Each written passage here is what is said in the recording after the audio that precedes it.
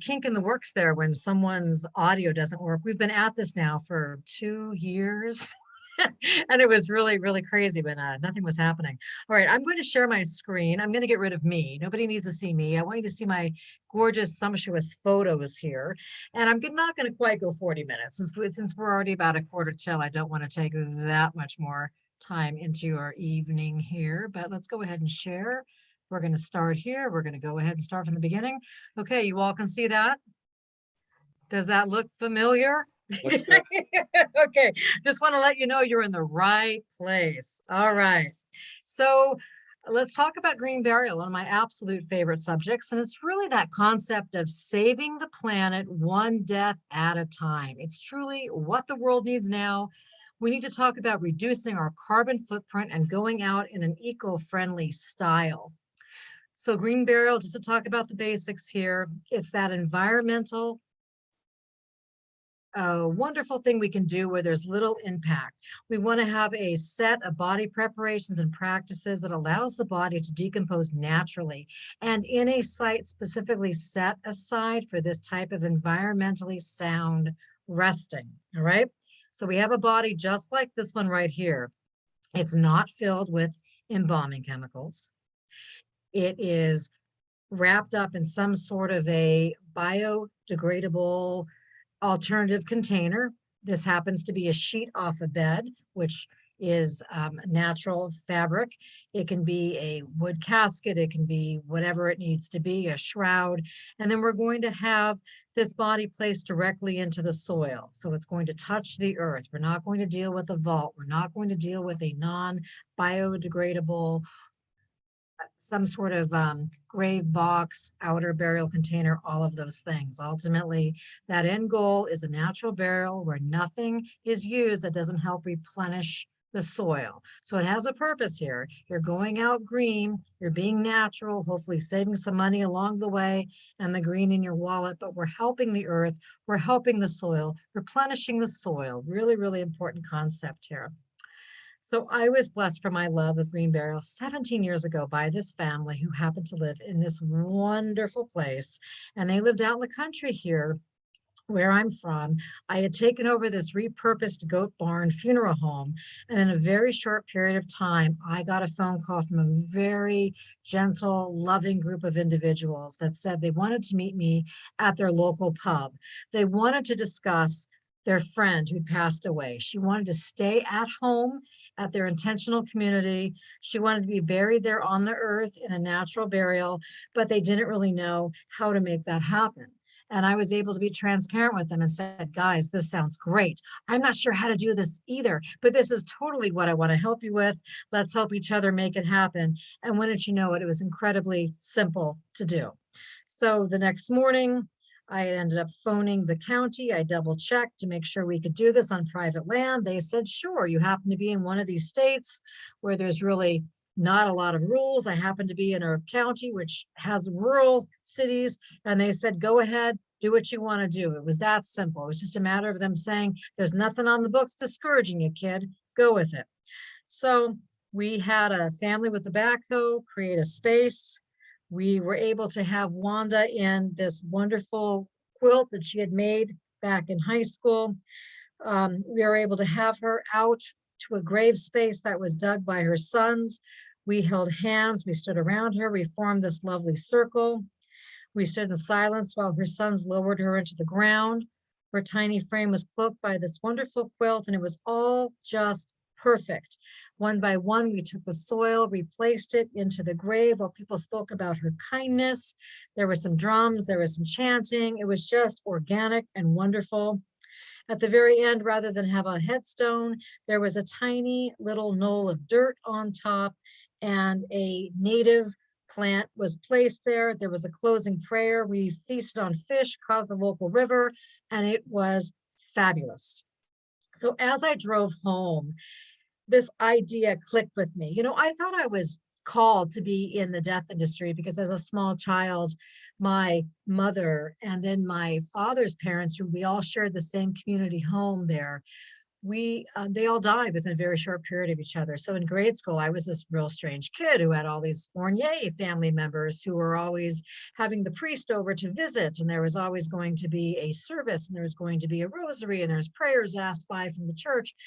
And I stood out quite a bit. And so I thought, well, maybe that's the reason why I'm called to the death world and to help families do this. But after doing this service, I thought, that was my naive childhood vision of what I thought I was supposed to do. It really hit me as that watershed moment of, I think I'm really called to this. We come from nature, and nature, it's where we return. This experience, it changed me so much. And these tribe of friends, they still drop by the funeral home 17 years later to bring me boxes of vegetables that they grow on their land. So it was definitely a full circle moment, and it still very much resonates as part of my life. And in a really short period of time, I started having other people call and say, aren't you that green burial person? Or aren't you that green reaper? Aren't you that person that helps families do this? And I realized, yes, I am. So I owned it. I learned everything possible I could know about it. And I've been helping families do this in their own yards, but especially do this in many of the cemeteries which allow this, because there are many cemeteries in the States. There's many cemeteries without the provinces in Canada that do allow natural burial. People just need to be educated about it and learn about it. So green burials was really something that we had done years ago. This is something that was a part of our real fabric of who we were. The women were the layers of the dead. They would come, and they would come to the home, or just either be in the family or the community. They'd wash the body, dress the body, prepare the body. And then the men would probably dig the graves, make the casket, all of that. So this process was really intimate. It brought families together. It brought communities together, and everything was held sort of in the front parlor of the room. So here in the States, what really changed and took the funeral out of the front home and made them more of something we would do as a business was the Civil War. That changed things greatly for us. See, here we would have a visitation. We would have a large room in the front where we would have the loved one for as long as we needed. Then we would process on to either the churchyard or the backyard. And that see right there, there's a guy who's coming along with his wagon. And little by little, we had somebody become a funeral director and take this out of the family's possession. And that's how things change readily. So we had soldiers that passed away. They died a lot during our Civil War here back in the States. And a lot of families wanted their loved ones home. They said, no, but we do this in our home. We shroud them, we bathe them, we see their faces, we spend time with them. But the problem is refrigeration needed to happen. Bodies were falling apart. We had trains that got people home. And on these trains, we didn't really have a refrigeration issue. It was really not the best way to make this happen for preservation. So we had some doctors in the battlefields that came up with this idea of this arsenic and this mercury and the soap and water. And even though embalming started some creation back about the 1830s. Our Civil War here was in the 1860s, and it was getting a little bit more attention. It was getting a little bit more advanced. And what really put this into play is what you can see here is a funeral train. We had a wonderful president here who was assassinated back in 1865, President Abraham Lincoln. And his body was brought, after his embalming, his body was brought all over the place. It was pulled through several states and several cities. He was taken down from his funeral cortege here. People came and they laid their final respects. And because of this extended publicity, embalming really took center stage, and the death care industry was born. You can see there to the left, that is his hearse, if you will. And if you look over to the right, the buildings there and all those people who are watching, and look at the street, people really wanted to see that this person actually was deceased. And after people came and realized this is something you can do, there's a lot more interest in the idea of, hey, we can put chemicals into somebody, we can preserve them, they can last longer. So of course we had boys that went to school, they became embalmers. We had the funeral industry. So no longer do we really have the simple home funeral. No longer do we have the simple green burial. We had products and we had resources, and things changed absolutely greatly. So now we have the issue. where there's about 1 million acres of modern cemeteries, and there's a whole bunch of potential groundwater problems. We have the degradation of the steel caskets. We have varnishes, we have sealers, we have all the stuff that's released the toxins into the soil. And we've had a lot of problems with cement. And taking a peek here, that's a lot of cement, that's a lot of concrete, that's a lot of things above ground, that's a lot of that is inside the ground. And to hold all of this up, underneath the ground here, we have concrete liners and we have stainless steel grave boxes. And what these are doing is ultimately keeping it so you don't get this sort of wavy gravy look. Everything is really uniform. And because of that, you can think about all the resources that we've put in the ground and above the ground to honor the dead. And well, we're having a bit of a change of a time here. So if you take a look here at the environmental footprint of the concrete burials, I think this is a really important to take a peek at these vaults and see what this do here. If you take a look, there's that carbon release. We also have a lot of the greenhouse gas emissions. And we talk about a lot of this when we talk about the environment, the idea of, wow, well, this ultimately, this vault, this concrete will last maybe 50 or 100 years, but okay, so it's not going to biodegrade. What it's going to do is it's going to break down and it's going to be there. And then the chemicals from that again goes in the soil, goes in the groundwater. We have all these issues and it's sort of full circle here. All right. So taking a peek at this chart, there's several charts like this that get made and get presented. And I really like these because it really gives you that look of, well, what happens if we have this modern funeral? We have modern burial. What really happens here? So there is, they say the 2.3 billion tons of concrete from the burial vaults. That's really a lot to think about.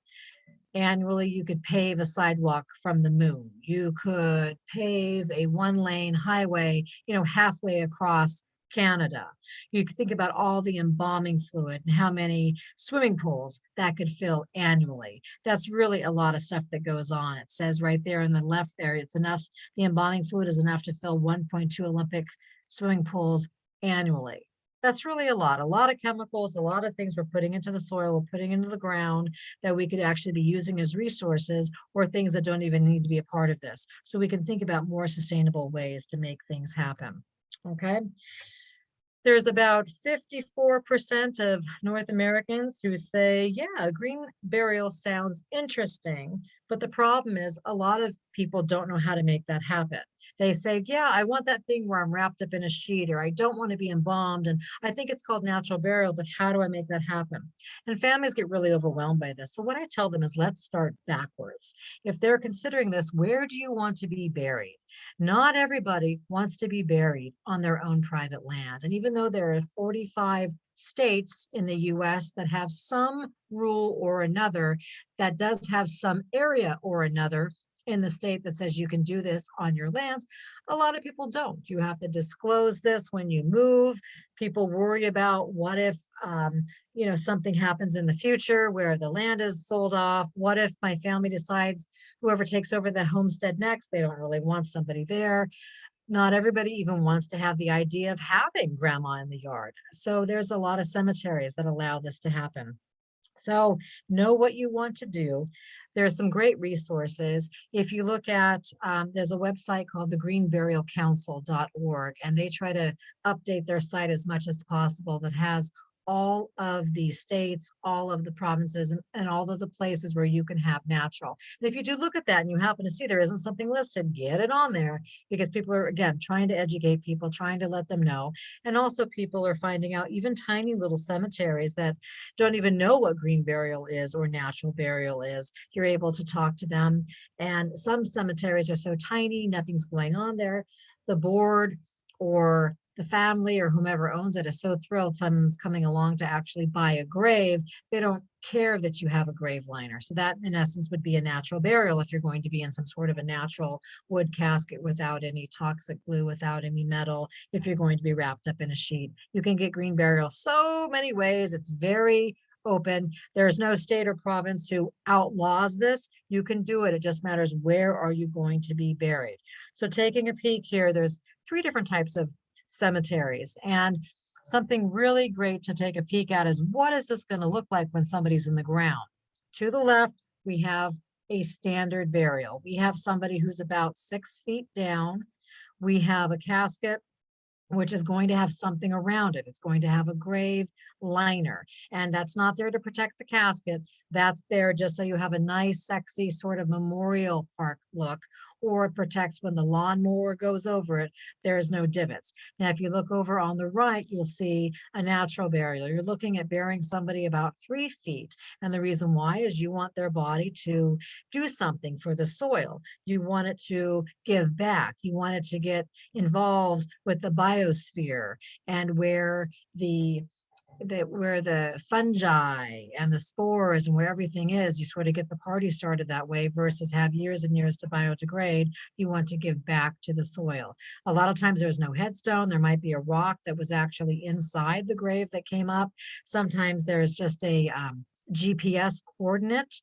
It just depends on whatever cemetery you are, whatever they want to do, but most likely the body won't have any sort of embalming fluid. It won't have any sort of preparation to it. It's a natural body in a natural container in the natural ground. So that is what we're looking at when we're trying to make it happen to go green. So this is an idea of a hybrid cemetery. This is Portland, Oregon. This happens to be the cemetery that I take care of locally here. And a natural burial ground was created in one of the areas in the back. There are cemeteries that are already out there, so people don't always have to recreate the wheel, right? You don't always have to decide, I'm going to make a cemetery. There's plenty that need some love. This was an area in the back that had nothing going on. There's a big wall all around it. It's sort of in an industrial area. And so Ed Bixby, who's the head of the Green Burial Council and just a fantastic human who has cemeteries all over the place, decided to go ahead and create this here. So this is what we call a hybrid, because it's what was technically a conventional cemetery, but it offers the aspects of natural burial. And it's something you can do either throughout the whole park or one designated area. There's no vaults. Everything has to be eco-friendly. There isn't any spraying of chemicals. And we're looking for shrouds, soft woods, biodegradable burial containers. That's what we're looking for. Okay, the next level when it comes to green burial, when we're looking at cemeteries, we have natural burial grounds. And this is a place which prohibits the use of any sort of vaults throughout the whole park, no slabs, partial liners, any of that sort of thing. We also no bodies embalmed with chemicals. We also want to make sure that the plants and the materials are native to the region. And the patterns of the landscaping are really derived from compatible areas of the regional ecosystem. So we're not doing anything that's out of the way. This is Herland Forest, which is in the state of Washington, which is right above Oregon. A person was laid to rest here. And then after they left, the stewards of this wonderful forest decided to take the cedar boughs, and they decided to take the pine cones and the rocks that were found and create a wonderful, beautiful grave space to remember. The family had brought some of those rocks in the foreground there, and they had brought those tall stemmed flowers. And but otherwise, look how gorgeous that is. That's all natural elements in nature. Not bad, not too shabby of a way to go. So the only full conservation burial ground in the state of Oregon where I am is called the Forest Conservation Burial Ground. And this meets all those requirements of a natural place, but we really legitimize the idea of the land conservation. It's protected in perpetuity, and it's designed for conservation. So a conservation organization is involved. They hold in a conservation easement, and ultimately there's this guaranteed long-term stewardship. So very important. We want to take care of the land. We want to keep it exactly as is. We're not adding features or things to it that's going to take away from the nature. And if you just look at that, look how gorgeous that is. It's just a forest. It's a meadow. It's got trees. Again, that's the cedar that's covering, rather than the artificial greens that cover the dirt sometimes in the cemeteries. We have the natural boughs. The body will be placed on this natural lowering device. There are some ropes there. So again, hand over hand. Once you move those 2x4s, the body can be placed back into the ground. Family can take time to either have the cedar boughs on top of the casket, under the casket. They can put the earth back either with their hands or with the shovels. And you notice there isn't huge mounds of soil just because we're only going 3 feet down, because again, want to get you into the biosphere, the ecosphere, everything that's going on. So those are some of the cemeteries and ways you can do that. Also, this is an idea. I want to show a little bit of backyard burial. Not everybody is really familiar with this. Luckily, I can do a lot of this just because I happen to be blessed to live in a state, in a county, and in a lot of the different small towns around here that say you can do this. I've got a lot of families that lived in the same place for years, for generations, and say, why do I've got to buy a cemetery space down the street if I can do this in my yard? Well, you don't. So this is something that you can do. So to give you a peek at this, these are some of the problems with backyard burial. So I love the idea of it, but I've got to be a realist. There's some issues. I always ask families when they want to do this, let me come to your property, let me walk around, let me make sure this is a good place. If you notice the soil, it's really sandy. So the grave ended up collapsing several times when they were digging it. You can't see from this far away, but that grave is about 8 feet long. It's about 6 feet wide. You can't see from the angle, but it's very wide. It's very long. It's extremely deep. Family, I'd given them some guidance, but they kept saying, oh, no, we're going to dig a grave. And they really went to town. This is probably, well, it is. It's just much larger. The person was not this large, and we definitely didn't need it to get that deep. So that would have been a situation. If you look towards the front, you will see the blocks there. Well, we have to get a body to the grave. I know it's a lovely, romantic, great place, but again, what I was telling them over the phone is we have to get the body from the vehicle or from the home there. There's about 2 feet of the bricks there. We had to get the person from the wheeled cart up and over. So you only can imagine how tricky that was. Then again, lowering them into the space, we had some ropes across it, but that's pretty far and pretty wide. And of course, the rope isn't deep enough to go that far. So again, little things that we had to think about along the way. And of course, that really loamy soil. So backyard burial, this is another one that I took care of recently, and we had a backhoe this time. My family said, we have this on our property, no problem. Something important to think about if you are having a backyard burial are the issues, right? First off, legal where you live, very important. Putting somebody in your yard on private land, it has to be 100% legal where you live. Okay. I know that's not the case for everybody on this call, but again, I want you to have the education to see what some of this looks like. There's environmental standards here, and I'm just going by the state I live in. We have to make sure that the surface water or the ground drainage that enters all the water services, like a pond or a stream or a tributary, they need to be about 150 feet away from where we're doing this. We need to be 100 feet away from a drilled well, about 25 feet away from the power line. We need to make sure that we can actually get to this place with the vehicle. To the left is a road, so my van carrying this loved one could get there, so that was good. This person wasn't heavy. We could have a couple people move them over, so that was good as well. But again, the things you need to think about. Now, in this case, this is very interesting and very timely that we're talking about this, is all of a sudden, this family moved away. Person's still here, which is fine, but the county, we have a city-wide organization that came in and decided they're going to buy this land. They're going to make it a public park. So they came to me last week and said, we have a bit of an issue here. There's a loved one buried there. So, well, the two things are either the next of kin can say, yes, we can remove mom, and we can do that. Or the next of kin can say, no, we're leaving mom there, and you have to make some sort of a perpetuity because it is hollowed ground. There is human remains. We need to do something. Well, it's probably not going to be the shrine that she wants it to be, but the county probably will just not touch it and maybe make it some area where there won't be a picnic bench, but they'll make it indicated on their own maps. But is the family really getting what they want with the backyard burial if this becomes a public park and people are coming down and, doing whatever they're doing? I don't know. So again, things to think about when you do home burial. A cemetery is always going to be a cemetery. Private land isn't necessarily always going to be private land. All right. So what can we be buried in? We can be buried in biodegradable items. Cardboard, as long as there isn't toxic glue. Cardboard is a paper product, biodegradable. Wool, casket in the middle, 100% wool, biodegradable. So is silk. So is linen.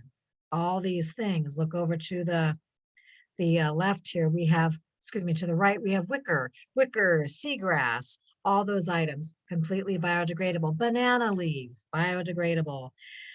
Newspaper, like a kind of like an ecopage that is biodegradable. Most shrouds made out of natural materials. We have a pine casket, again, a softer wood. That pine casket there, there's no metal. There's no toxic glue. Of course, they had to use drills and things to make the core holes for the rope. But again, anything that was used to drill or to hammer is now there's a dowel in the place or non-toxic glue in the place. So there's ways you can do this and you can still bear people's weight and make it happen. So again, have to have some sort of biodegradable container. If you're going to be in a cemetery, they might say, no, a cardboard box is not suitable for us. It has to be some sort of a casket or a container with handles or has straps or has something. So again, something to think about. If you look over at the newspaper casket, there's no handles, but it is able to be narrow enough to fit into a grave. We can use straps on each side and we can lower the person into the grave. Now this is burlap sacks. This is a gentleman who, when I went to his house to talk to him about these things, he said, honey, come out to the garage with me. I want to show you some things. And he showed me these sacks. He said, my family thinks I'm nuts. They don't want this, but I want this. I want to be wrapped up in this. How do we do this? And I said, well, let's put it in writing if you don't think your family is going to carry through. I said, I'll tell you what, let me take these sacks with me and I'll know this is what you want to do. I mean, people can get things notarized. They can have somebody carry out their wishes that they know will actually be the person to carry that out and get the paperwork taken care of ahead of time. He wanted to be in his sacks. He knew his family would not go for it. And guess what? There he is in his sacks, because again, we took the steps to make a plan, get everything in writing. He chose his undertaker who said, I would love to place you in these sacks. And here we are. So this is a hybrid cemetery. You notice the mowed grass, you notice the greens, you notice the lowering device, but there is no grave liner down there. The board he's on is complete pine and he'll be lowered into that natural burial. So this lovely gentleman got what he wanted because he thought about it. He contacted the right person and got it taken care of. So good on him. Okay. Okay, if you're using a funeral home and you want to make your own casket, there's no rule which says you cannot make your own, bring your own, order your own off the internet. This is something you can do.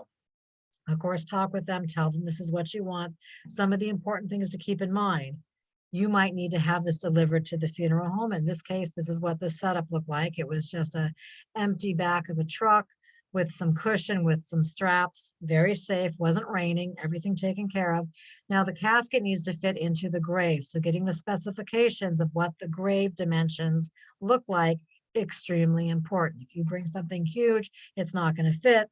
Then what are you going to do? Do you need to come up with something else? Will you need to buy 2 graves? Again, you don't want to get into that pickle. You want to know what you're doing. And having handles, very important to have handles. We need to be able to move this out of the vehicle, really hard to do without any sort of handles. Also with a loved one, if you're going to move it from the cemetery van, the hearse, whatever you're using, handles make your life so much easier. And I love to show this. This is such a daring delivery of a casket. Nobody's in there. It's just a casket. But again, this person thought, well, I can make this happen. I can put this on the top of my car and deliver. And this also shows you a little bit of my funeral home. I'm on 40 acres here in the country. And so the person backed right up and we put them down the little garden path and got this casket inside, and they used handles. The dimensions fit through my door. The dimensions were going to fit through what they wanted. So we were golden as long as they could actually make it safely to the funeral home. And they did, which was great. Okay, so this is a casket coach or a hearse or whatever you would like to call this thing. Now, this is a wood box or a natural casket that somebody made inside. So you can have what looks like a very traditional funeral, but have a natural casket.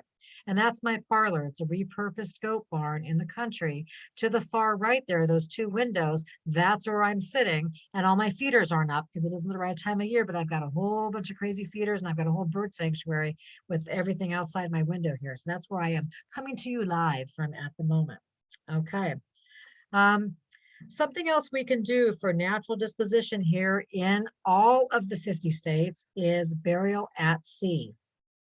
Hard if you're landlocked someplace. And then you have to think about the eco emissions of if you're going to get somebody on a plane or use the fuel to drive them halfway across the country or the land to get them out to the water. So this is really something I'd recommend more for somebody who is on a coastal place. But burial at sea, it's a green burial here because we are not having any sort of embalming. The container is going to be made of something that can biodegrade.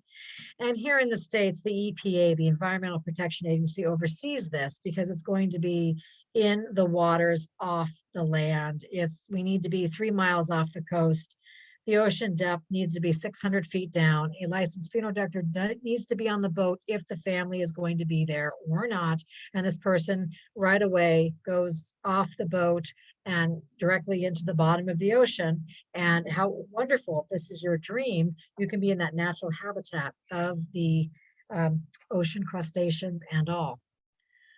Green cremation, you might have heard of this. It has plenty of names. We talk about green cremation, eco-friendly cremation, aqua cremation. It's really called the alkaline hydrolysis. That's the legal name. However, we have a lot of different names. We never settled on it, and then it went crazy, wild, popular. And so that's, people will sometimes say, you know, I want that eco-friendly cremation thing that doesn't have the flame, and this is what it is. And this is what this looks like if you ever hear about this. It's a really quiet process. It uses water and potassium hydroxide. It reduces the body basically to bone ash. All right, so you end up getting a skeleton will come out of this, a really porous skeleton. It's made smaller.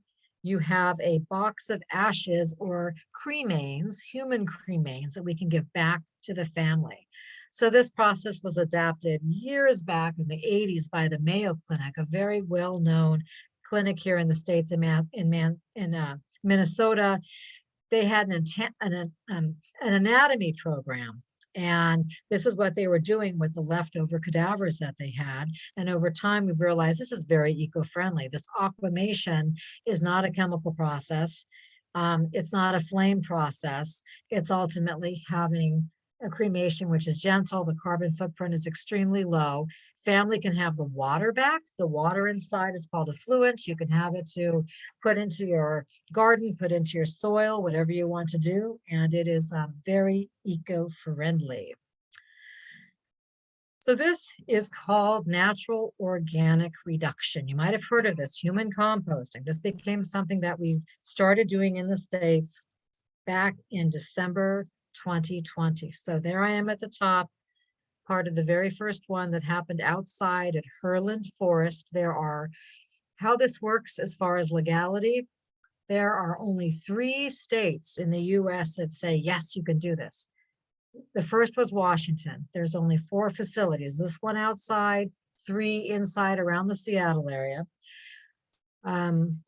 Colorado came on the docket recently, and they have an indoor facility. And then my wonderful great state of Oregon has voted this in. There isn't a facility up and running. I'm part of the rules committee with the Oregon Mortuary Board, where we're putting all the rules and bylaws together that we can let people know this is what you need to be licensed. So as of July 1st, we want to accept applications and get people going. So what you're looking at here are cradles. And these cradles here are full of wood chips. The first half, we lay the loved one in, they are nude, or if they're having a blanket on them or clothing, we have to remove that. A licensed funeral director needs to be there to identify that, yes, this is the correct loved one, and to take care of the last bits of what we're doing. Then we're going to put the rest of the nitrogen and all of the chips on top. You see the bottom left, that's Walt Patrick. He is the senior steward of Herland Forest. He is checking a temperature gauge. Ultimately, you're going to want this area to be the balance of the carbon nitrogen rate ratio. Very, very important. We want it to be up to at least 131 degrees and stay for that for about that's Fahrenheit, 131 degrees Fahrenheit, and stay there for at least 3 days. The lid is on, it's rocked gently just with 2 hands. We don't really rely on the bacterial naturally found within the person's digestive system. We also want to add some bacteria and some protozoa and some fungi, and ultimately you're going to have soil. So how it works in this forest, in about 4, 5, 6 months, depending on the time of year and the natural rocking, the family can come back and they can claim their soil. So if you look at the bottom picture to the left, there are some drums there, and those drums can be filled with the soil. Families can come with their pickup truck or their van, take it all, take a little bit, they can bring it home, they can put this in their garden. We haven't really said necessarily to put this in your food garden, but maybe in your plant garden, in some sort of a berm, someplace you're growing, whatever you want to do to put the soil back. And how wonderful to have that full cycle of soil, that composting. Oh, there's a lot of gardeners who say, I love that idea of composting. So something that we've been doing. It's been pretty successful so far. I was at a ceremony at this forest on Sunday, and the individual was laid in. They happened to be Native American, so there was a lot of singing, bell ringing, drumming. People one by one were taking their time to hand place soil in. Really lovely, really nice. And people are out in the forest. They took all day long. We were there all day. It happened to be a nice sunny day, which was strange because we have a lot of pouring rain out here, but really gorgeous. So that's what natural organic reduction looks like. Okay. On the left, this is the soil, and this is pre-soil. This is the chips and the natural products on top of the individual. Over to the right, that's actually what the compost looks like. You can hold it in your hand. It's aromatic, it smells nice, and it's soft, and you can actually use that to put into your garden or whatever you're doing. Okay. So this is my book. My publicist always says, you got to put your book out there. So get this from a library. Don't buy it. Don't take down a tree. Get it from your library or buy it used or share it, what have you.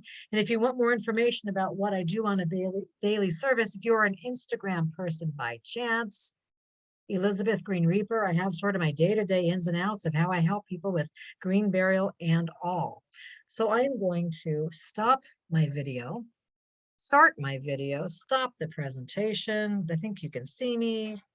Are we here? Have we stopped? And hello. Okay, I'm back. Thank you. Thank you for listening so attentively. And I think there's something in the chat. Terry, if you can get off mute and read that, that'd be wonderful.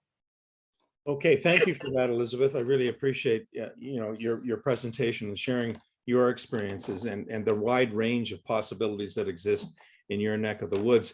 There is a comment from Mary John in the chat about how can green burial be accomplished in a province that has large parts, where winter burial is not allowed for 6 months of the year.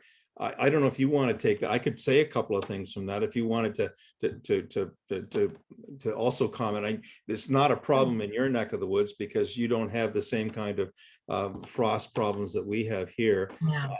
But I would say that, the Green Burial Society, we sponsored a best practices winter burial workshop back for all of the townships in Haliburton County and senior counselors and senior staff, where we brought in people who have direct experience providing winter burials. And, there are lots of places in Ontario which provide winter burial and winter green burial. The closest one I think would probably be Roseneath, just south of Peterborough. But there are a number of them, and you can find information about this on our website, and where there's a resources tab, and there's information that's in there. It's widely available in Ontario, and even including places north of here like Thunder Bay. And so there's well-established techniques that can make this happen. And we were able to establish with the townships how they could actually accomplish it if they wanted to go there. The problems are not technical. The problems are not that we don't know how to do it. The problems are practical, and they can be resolved. And we do have a joint committee that's been formed with Algonquin Highlands to address some of the practical problems associated with both green and winter burial introduction at the St. Stephen's Cemetery over on Buckslide Road. So we're hoping that as soon as they get a new outdoor operations manager, we'll be able to get that committee up and running and begin moving to the operational phase of getting year-round burial into that St. Stephen's Cemetery. So it's a very practical thing. It's not new. It's being done all over the place, just not in this neck of the woods. But we can, we're hoping to get there soon. So I don't know what, Elizabeth, you want to comment on this? It's not a problem in your area. Right. And what I found for some places that are a little bit colder, for instance, families will call me and they'll say, we live in Alaska and the cremation rate of Alaska is really high. And people say, well, goodness sakes, you're right by Yukon territory. There's just so much land there. Why is that? There's plenty of places to bury. It's because the tundra is so frozen. So I do have families who say, I don't want to pay for refrigeration for 6 months until we can do this, because the other option would be cremation. This isn't what I want to do. So I've encouraged some families to go ahead and pre-dig the space, get it all dug, fill it with wood chips or something that's not going to freeze. And then you possibly can, I don't even, there's some grave warmers out there. I mean, you really could get pretty industrious if you want to, but there are some ways, and there are places that are colder that I know of, closer to the Canadian border, again, in the States, that have pre-dug the graves ahead of time. Another option too, the cradles, the natural organic reduction. That is a cemetery that has decided we are a 20-acre natural burial ground. We can have these cradles for this and get this natural organic reduction going. And would you believe, natural organic reduction is burial above ground. It's green burial. It's exact same process, but rather than having the 4 years, 14 years, whatever of the green burial in the ground, you're having it all happen within 4 months above ground. So that's an option. One step further, they say the aqua cremation, the green cremation, it's almost like having it within 4 hours. So again, you're getting a body natural breaking down, but it's just a time limit there of what you want to do. So if you can't do this below ground, you could possibly consider doing this above ground. Okay, so Janice Wilton wants to know what happens with things like medical implants, mercury fillings in teeth, that sort of thing, in the various dispositions that you've talked about.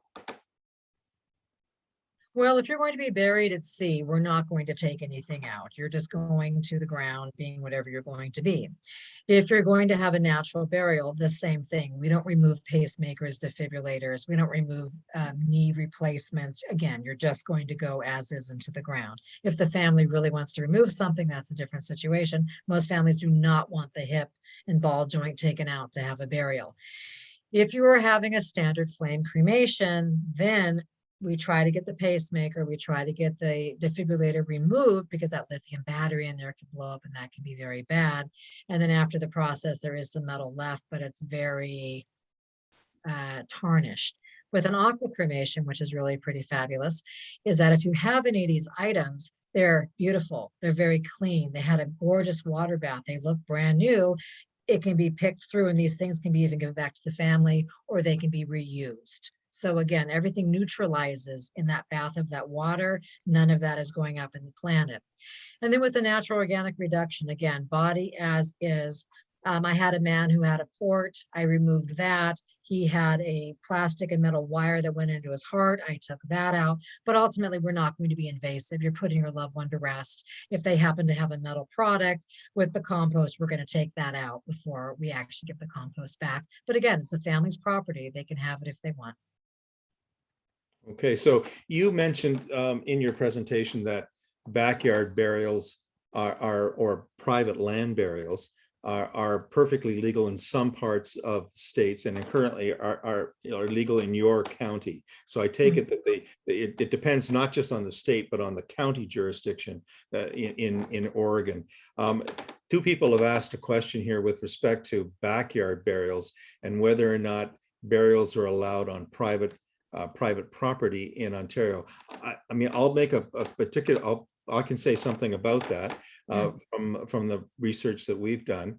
And if you wanted to comment on that, that would be great. So what I'll just say is that if you're going to do a whole body burial, that body has to be buried in a certified cemetery in Ontario. So you cannot bury someone on the back 40 on a farm or on your property if you have a few acres or anything like that. You need to bury somebody if it's a whole body burial in a certified cemetery.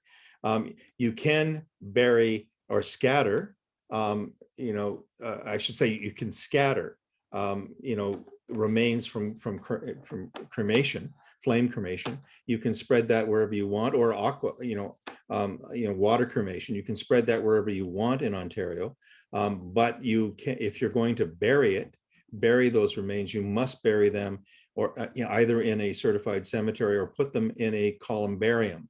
That are often found to be in cemeteries as well, including Haliburton County. So that's the situation as we found it in Ontario. Elizabeth, it's different in Oregon, it's different in many other states and counties in the US. Yeah, and something really interesting is Oregon happens to be on the West Coast, which we're considered radically progressive. But the state above me is Washington, the state below me is California, and they say no private land burial. No, no, no. So it just depends on what the rules are. And when I had this first family 17 years ago who wanted to do this, I've always worked for a corporation or for the Catholic Church, and I always assumed it was something I didn't know. But calling around, nobody had anything in the books that said you couldn't. And that's how I was able to do this. The health department, the mortuary board, the county, nobody really had any answers. So that's when I got the green light, kid, I just went with it. And from there we are. So who knows? Things either say specifically no, or they say nothing. But again, if you keep knocking on the door, it occasionally does open. So rules do change, and we might have a situation one day where I can no longer do this in my county because again, rules change, things get voted in, things happen. So you mentioning rules and what the rules are and trying to, make sure you understand what they are and live by them. The Burial Authority of Ontario, the BAO, which is the regulatory authority that governs funeral practices and cemeteries in Ontario, produces a guide for consumers, which we have referenced on our website. And that guide gives a really easy, nice chart that describes, what's in whose bailiwick, who can do what, including what the family can do, what has to be done by various professionals, including everything up to and including death certificates and so on. So it's a really nice guide. So you can, if you want to do parts of what would ordinarily be done by the funeral industry, you can repatriate that into your family. You can do it. If you want to know what the rules of the game are, that chart in the BAO's cemetery guide or guide for consumers is something that you should have a look at. And we've got that linked online, and you can actually download it from their website. So the rules are fairly straightforward to find out about. If you want to delve into it, you could give us a call and we can help you. There's also a number of people like end-of-life doulas who have a lot of experience trying to help people go through the process, who can answer those kinds of questions that you've got in terms of what you can do versus what the funeral industry or other professionals have to do. So there's no more questions or comments in the chat. If anybody has anything else that you want to ask of Elizabeth, I would just say, unmute yourself and ask, put your hand up. There's a little reaction button down the bottom of your screen. If you just click raise hand in that reaction, and I'll call on you to unmute yourself, and you can put the question directly to Elizabeth. Anybody got any other questions that you want to raise for Elizabeth? Just put your hand up and we'll facilitate that. Anybody else? Mary, John, you want to unmute yourself and ask the question? There we go. Hello. Hi. My husband has a question. So specifically in Ontario, if you have a plot of land that has been designated and licensed property as a cemetery operation, is there any reason why you couldn't put people in those above ground decomposition units solely with the intent that after the 4 months or whatever it takes to decompose, that they would actually get buried in the cemetery? So I instead love of, your question. I think that's a really great question. The problem is the above ground is a different form of disposition. It has a specific name. And so it wouldn't be green burial, but above ground, it would be the natural organic reduction. So it would have to be voted as legal. It would have to be something that your area says is a legal form of disposition. For instance, the aqua cremation, there's only 18 states who say, yeah, we recognize this is something you can do. Other people thought, well, I can own a business. Why can't I just get a machine and do it? Why not? I have a standard crematory retort right here for flame. Why can't I put this one right next to it? You could if you're one of those 18 states. But I love what you're saying. And I think if you can explore that, why can't cemeteries consider having cradles? This man named Walt, he just built these things by hand. He's just a guy who figured it out. There's nothing that special about him, just they work. And so again, why couldn't you have that? Why couldn't you start above ground green burial? Why couldn't you actually champion your own form of disposition? People ask, things happen. That's why things change. And in Oregon, we have all these legal forms of disposition because people said, I want to donate my body to science. I want to do this. And people have said, yeah, put it on a ballot. Let's get some votes. Let's vote for it. Let's see what happens. And then rules were made and here we are. I would think the majority of the objections would be dealt with by the fact that the final disposition is really no different than burying the whole body right from the outset. It just gets around the winter burial issues. It gets around like the whole body has started that decomposition so much faster before it ends up in the soil. If you ever do end up reusing that land decades down the road, it will almost certainly be a non-issue. Okay, I like your idea of approaching the authorities and laying that out and trying to push for that as an option. Yeah, or a contingency plan where actually, even though the disposition happened in that cradle, that body will be placed in that ground. So it is a consecrated cemetery. It isn't actually a grave they're going to have versus now you have the soil, because that does completely change the disposition. So there, John, just so that you know, there are 2 organizations that have been lobbying the BAO to consider a number of other dispositions than the ones that they currently authorize.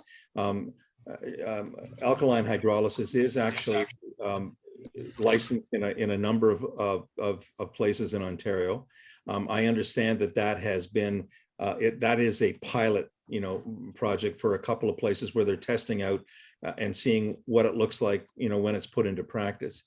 With respect to human composition or composting, there was some interest on the part of the bereavement authority to look into it, and the Natural Burial Association of which is located in Ontario, Susan Greer, who's the executive director, and they have a great website. They have been doing regular lobbying of the BAO to try to open up the number of options that they recognize and that they're prepared to allow to happen. So there has been some pressure, but at this point in time, it's essentially up to the BAO to decide whether or not it wants to authorize those things, and then on what terms. So you're right, it's going to take some lobbying, and I think that doing it through the Green Burial Society of Canada plus the Natural Burial Association of Ontario is probably the way to go, because it brings together large numbers of people who can speak with one voice. You have contacts for the national organization? Yes, I can. There is contact information about the NBA on our website under. Yeah, we're plugged into the NBA. It's a national organization that I'm not sure about. Oh, the Green Burial Society of Canada. Yeah. Yeah, it's also on our resource section. You'll see links to it. Okay. On the Green Burial Society's website. Thank you. Okay. Any other comments? Anybody or questions you want to put to Elizabeth? Jenny? There's a question in the chat from Faye. Oh, I didn't see it. Sorry. No, it's fine. It just came up. I saw it. Okay, so it says, Faye is saying, for the above ground option in the winter, wouldn't it take longer than 4 months to decompose? Would the body be frozen for a while? Well, there'd be some rotation that goes on, so that would be helpful. It also depends on, is this going to be indoor or outside? Because a lot of times what we're finding is a lot of these organizations that are starting this and wanting to be a facility are really looking to do this inside more of a warehouse. So yes, that would be another problem. How well insulated is the chamber? Those are the things that somebody would need to come along, and somebody want to get excited about this. You've got to test this on animals. You've got to animals who passed away. And then you have to also make sure that you understand the science behind these things, because that's what goes. And I don't have the answer, because where we are, where the forest is with the outside cradles, it doesn't get that. There is a snowpack that happens. He has been able to make that happen. But what the difference is, the people who want to do this at a cemetery seem to not be in a big rush. They say, nature will take its course. I might be back in a year. Maybe we can donate the soil to the cemetery. There hasn't been anybody who said, what's the time frame? I am coming back here in 4 months on the dot. So it depends with weather. That's why we have the 4 to 6 month window. What he's found is it's been 6 months when it's been a little colder out. But again, you're in a much more frigid place. So I don't know what the answer would be for that. So Elizabeth, that sort of brought to mind what Katrina Spade has been up to. I believe that's in Washington. Is that in Washington State? Yeah. You want to just spend just a couple of minutes talking about what Recompose is all about? Well, it's a business. It's the same thing. There are 4 legal places for the natural organic reduction, and she's one of the 3 inside places in the Seattle area. It's a warehouse, and they have these spaces, and it's basically doing this process, but inside. Okay, so as I understand it, they're selling or interested in franchises. I don't know whether or not, is this taking on, across in the funeral business? Are there people interested in basically, putting her technology to work in other locations? And, is it legal in more than just the state of Washington? It's legal in Oregon. It's legal in Colorado. She wants to sell these franchises for $2 million, and I don't believe anybody Yikes. as Yikes. of yet. So no, I think that people are realizing there's other ways, terramation, there's other ways that you can make this happen. The 2 other businesses in the Seattle area who are relatively close to the Recompose business, they've Earth Northwest as well as Return Home. They've come up with their own way to make it happen. And we've got 4, but now we got the 5th business out in Colorado. So people aren't necessarily needing to buy the franchise to make it happen. Okay, good to know. Any other comments or questions that people want to raise? Well, we have Elizabeth right here, so she can answer immediately. Anybody? Okay, seeing none at all. I guess I'm going to call on Jenny to thank Elizabeth formally for her presentation tonight and her answering of the comments and questions that people have been putting to her. So Jenny. Thank you. Elizabeth, what can we say? Thank you twice for doing this. It's very generous of you to give your time in this way and to clearly share a belief, to share a belief and a love and a passion and an instinct and to work to make all of this happen. And I picked out a couple of things that we need to think about going backwards to how funeral practices were in the past so that we are giving back to the soil. And that requires that we make a plan. And I think that's something that's very important to always say at presentations like this. If this is what you want, make a plan. And thank you for seeing that. Like, just let people know what it is that you want and how you want it to happen. And then to conclude, I want to say again, thank you, because of a purpose that we are going to save the planet, one death at a time. And given one of your photos, we're going to wear running shoes while we do it. So thank you very, very much. Thank you. Thank you all for being here. And if anybody has any further question that comes up, you can always find me at my parlor. Feel free to email me. I'm at Cornerstone Funeral in Boring, Oregon. You can always find me. Okay, so thank you, Elizabeth. This is bringing us closer to the end of the event. I'd like to encourage everybody here to visit our website and Facebook page and send any comments or questions that you would like the Society to address in the future via the comment sections on both those sites. The Society has a YouTube video channel up and running, and the recording of last year's annual general meeting presentation by end-of-life doula Adrian Weller on how to plan a green burial is up there on the website for viewing. And that can deal with some of the practical things of making a plan that Jenny just talked about. Elizabeth's presentation from this evening will also be put up on the YouTube channel as soon as I can figure out how to lightly edit it. And I'll be into that shortly. So we're always looking for opportunities to speak about green burial and related issues in the community. So if you're part of an organization or a member of some kind of a group that is in need of a speaker, that would like to have somebody come and do a presentation, please let us know. We're all ears about that. In fact, we're going to be doing a live presentation, coming out of the restrictions from the pandemic on green burial basics at the Dysart branch of the Haliburton County Library on Saturday, May the 28th from 2 to 3 p.m. That's again, assuming that the COVID regulations remain in their current relaxed state. So if you know of anyone who might be interested in being part of that conversation, please let them know what's happening and that they'll be welcome to attend. The library is going to be producing a poster that'll be widely distributed, and we'll be passing it on to all of our contacts as soon as it's available.